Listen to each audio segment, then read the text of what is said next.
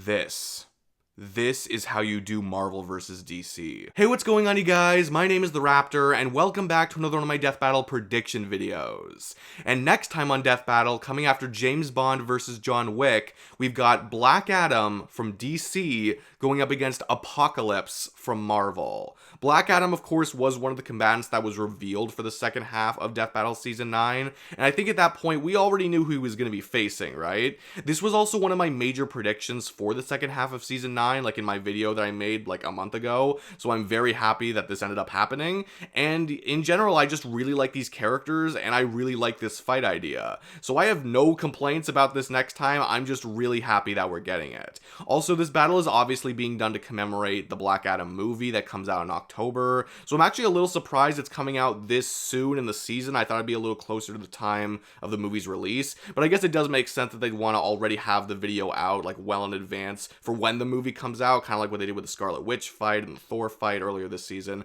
But either way, I'm really happy we're getting this fight, and I think that it has the potential to be a really awesome battle. Now, even though I say this in a lot of prediction videos nowadays, I want to reiterate that this video is not supposed to be a death battle level analysis or even any kind of complete analysis. Of course, I am just one guy, and I'm not working with the longest time frame to do these videos or anything like that, but, you know, obviously we try our best and we see what happens. So just wanted to throw that out there.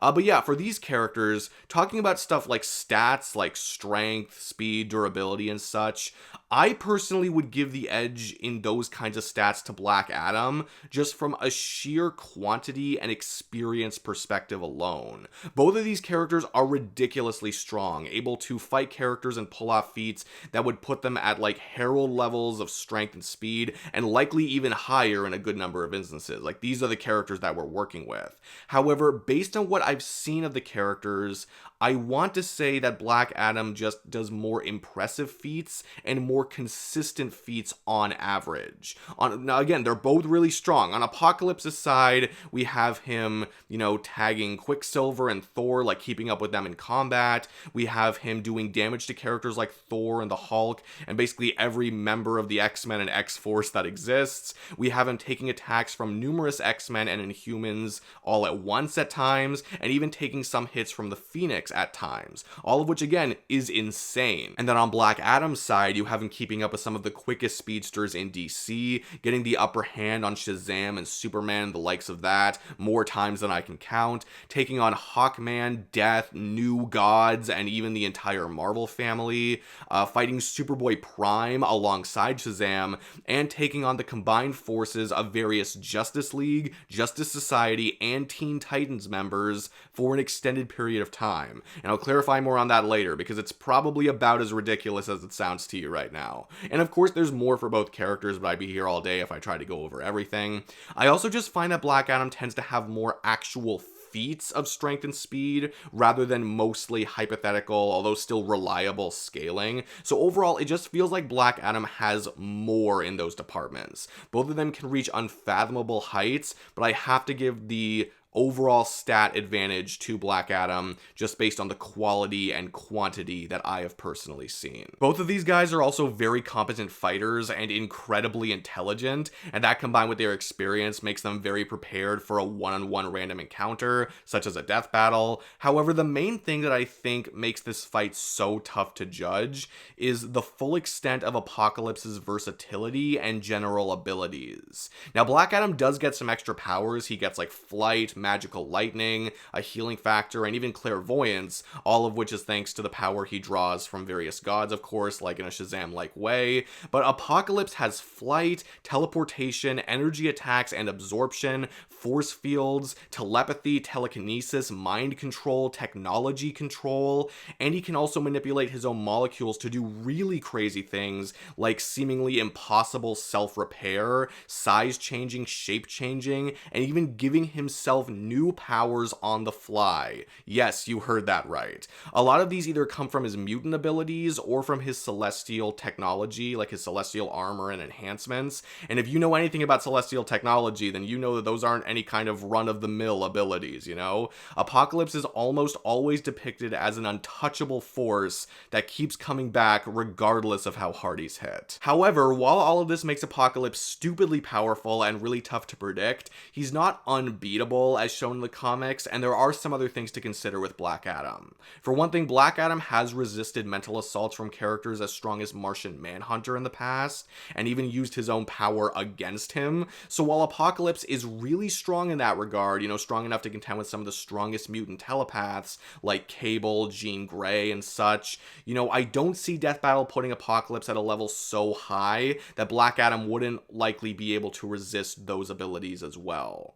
However, the other thing we really just have to consider is that Black Adam has gone up against so many varied abilities just through the characters he's fought. He's fought all of the heavy hitters of the Justice League, including Shazam, Superman, Martian Manhunter, Flash, Green Lantern, Wonder Woman, etc., etc. And that time when he fought the JLA, JSA, and Teen Titans all at the same time, yeah, that consisted of Martian Manhunter, Zatanna, Raven, Firestorm, Plastic Man, multiple Flashes, multiple Green Lanterns, multiple Kryptonian level characters, and just way more in terms of numbers, way more than I have time to list right now. At that point, Black Adam's not only proving that he can match ridiculous power levels, but also fight back against all the powers, including basically everything in Apocalypse's main power set.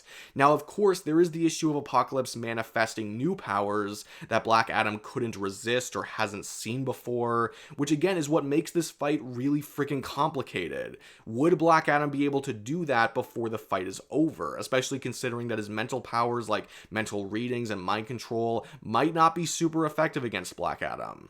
There's also then the question we have to consider: what do we consider someone's maximum potential? Do we just give Apocalypse every power he could ever manifest right off the bat, which doesn't seem super realistic, especially considering we're analyzing the character and what they're most likely to do rather than just the power set itself, which I do feel like some people forget about every now and again?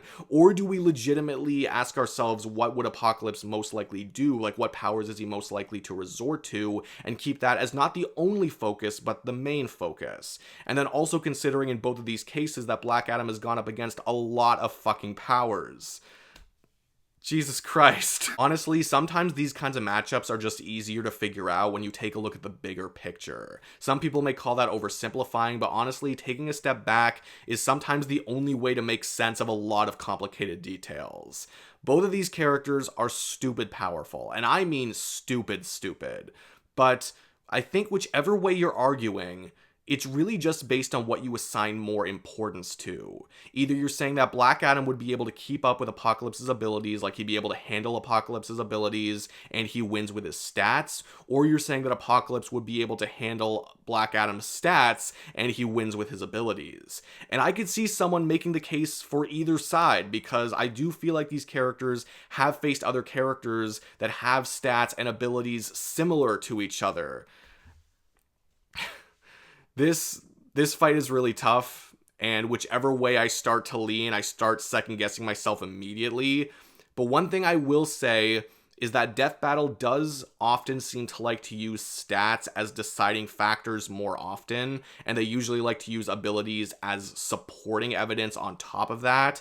And they don't often give wins to characters just because of one or two good abilities. Now, of course, this isn't always the case. For instance, the Lex Luthor versus Dr. Doom outcome was heavily determined by Doom's abilities. But I feel like the difference there was that Dr. Doom definitely had the stats to be able to fight Lex properly, and he had abilities like, mind transference, the cosmic power siphon, etc., etc. Abilities that would imply that any stat advantages that Lex did have would just be rendered moot after enough time. They wouldn't matter anymore because Doom's abilities would just make it so that was the case, you know what I mean? And Apocalypse, he does have some buck wild, almost seemingly limitless abilities that, could be very hard to work around, but to my knowledge, he doesn't have as much that could just over enough time make it so that Black Adam's stat advantages, like his strength, speed, and durability, are just meaningless. Again, unless you really want to lean into Black Apocalypse being able to give himself new powers on the fly, you know, basically just saying, oh yeah, at the beginning of a fight, he would give himself this ridiculous power that he's never used before. You know, again, I just think that's a little unrealistic. I think it's more likely that Death Battle is going to say that Black Adam has done so much in the comics and fought so many characters and powers that he'd be able to resist or survive the majority of what Apocalypse could or would throw at him. And with that in mind, Black Adam's strength, speed, and durability would eventually be able to wear him down and he'd be able to take the win. Apocalypse, though, supposedly could just regenerate from a single drop of blood, like he can just repair himself as long as a single drop of blood is still around. So theoretically, he could just survive in the fight long enough, you know, and give himself enough time to win. I do feel like that's the best argument you can make for him, like his survivability combined with his ridiculous abilities. But based on what Death Battle has done before, if Black Adam truly is strong enough to overpower Apocalypse, and if it's possible in any way that Black Adam could completely obliterate Apocalypse and keep him from reforming, then it might not be enough to completely turn the tables. Like I said, I do personally like this fight a lot, and I do think there is a legitimate debate to be had here. Again, it just feels like as soon as you put more importance on one of these characters' advantages, it is just so easy to argue for either character, which makes the fight really interesting, but also really friggin' hard to predict, at least for me. Apocalypse is crazy powerful. I could definitely see him winning if Death Battle leans more into, you know, his abilities and his survivability, and I think Apocalypse is a really cool character. He's definitely one of my favorite X-Men villains alongside Magneto, who is also just on the show. But as of right now, given Black Adam's feats, like given all the feats that Black Adam has, all the scaling that he can get, and all of the abilities that he's gone up against over his, you know, comic career, I feel like he has what he needs to survive what Apocalypse can throw at him long enough for him to be able to dish out the killing blow. But that's just me. I want to hear what you guys have to say. What do you think of this fight? Who do you think is going to win? Let me know down in the comments below. I'd love to hear what you guys have to say. If you enjoyed this video, be sure to give it a like, comment your comments down below, subscribe if you could too, that would be amazing. But no matter what you guys do, thank you all so much for watching. I really do appreciate it. I'm really excited for this upcoming fight. I hope you guys are as well, and I will see all of you guys in the next video. Peace out.